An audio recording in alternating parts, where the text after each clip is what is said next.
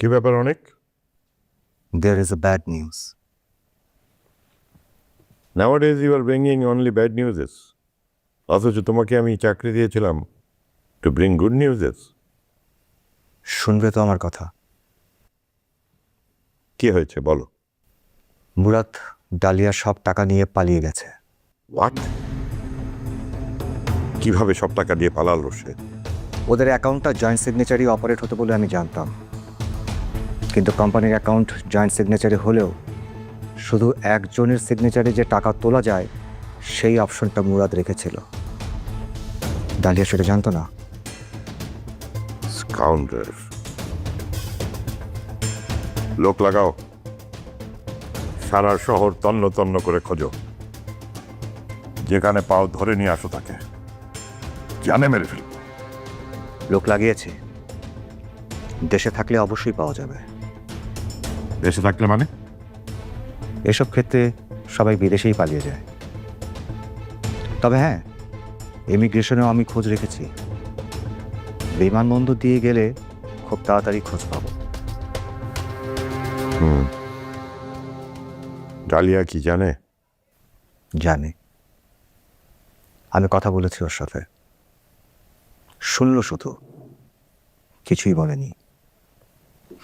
মুরাদের ভরসাতেই তো ও তোমাকে ডিভোর্স দিতে চাইছিল, সেটা অন্তত থামবে এবার। সেটা নিয়ে আমি ভাবছি না।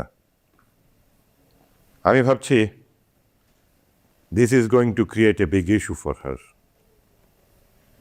এটা সে কিভাবে হ্যান্ডেল করবে, who knows.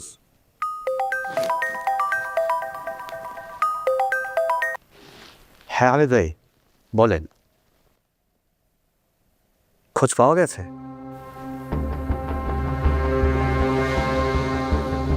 O thank you Hamid ভাই।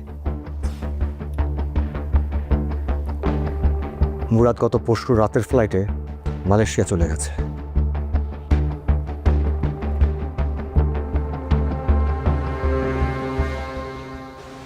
আপনার হাজব্যান্ড অনেক ভালো মানুষ ছিলেন। আপনি কি তাকে আগে থেকে চিনতেন? হ্যাঁ, আপনাদের বিয়ের অনেক আগে থেকেই। গাড়ির ডাক্তারকে আমি বলে দিয়েছে আপনি রেগুলার চেক আপটা করাবেন। Thank you. কি করবেন ভেবেছেন? মাস্টার্সটা করব, একটা ক্যারিয়ার করার চেষ্টা করব। তারপর ঢাকায় গিয়ে ভালো কোনো ইউনিভার্সিটিতে? আমিও তো অ্যাম্বিশাস না। যে শহরে আমার বাবা মা আছে, আমার স্বামীর কবর আছে, আমি সেখানেই থাকতে চাই।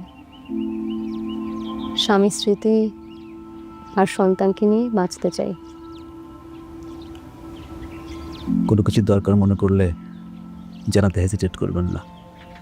আপনি অনেক ভালো মানুষ রফিক সাহেব। আমার স্বামীর চিকিৎসার শেষ পর্যন্ত আপনি ছিলেন। আমি আপনার প্রতি কৃতজ্ঞ। তুমি তো বলেছিলে অ্যাকাউন্টটা জয়েন্ট সিগনেচারি। মুরাদ তো আমাকে তাই বলেছিল, কিন্তু একজনের সিগনেচার দিয়ে যে সব টাকা উঠিয়ে না যাবে সেটা তো বুঝতে পারিনি। মুরাদ আমাদের সকলকে বোকা বানিয়েছে। আর অ্যাকাউন্টসের দায়িত্বে তুমিও ছিলে, কাজে এই দায় তুমিও এড়াতে পারো না। মানে এখন কি হবে ভাইয়া? 4 কোটি টাকা, যা তা কোনো বিষয় না। এখন কেস কোর্ট কাচারি সব হবে, জেল জরিমানা গুনতে হবে। প্লিজ অনিক ভাই, আমাকে বাঁচান। আপনি তো জানেন আমি এসবের মধ্যে ইনভলভ ছিলাম না। তানভীরের এগেনস্টে যে প্লট হয়েছে তাতে তুমিও হেল্প করেছো। আমি তো ভাবছিলাম মুরাদ একটা জীবিকা করছে। আমি অনেক বড় বোকামি করে ফেলেছি অনিক ভাই, অনেক বড়। এবার বোকামির দণ্ড পাওয়ার জন্য তৈরি হও।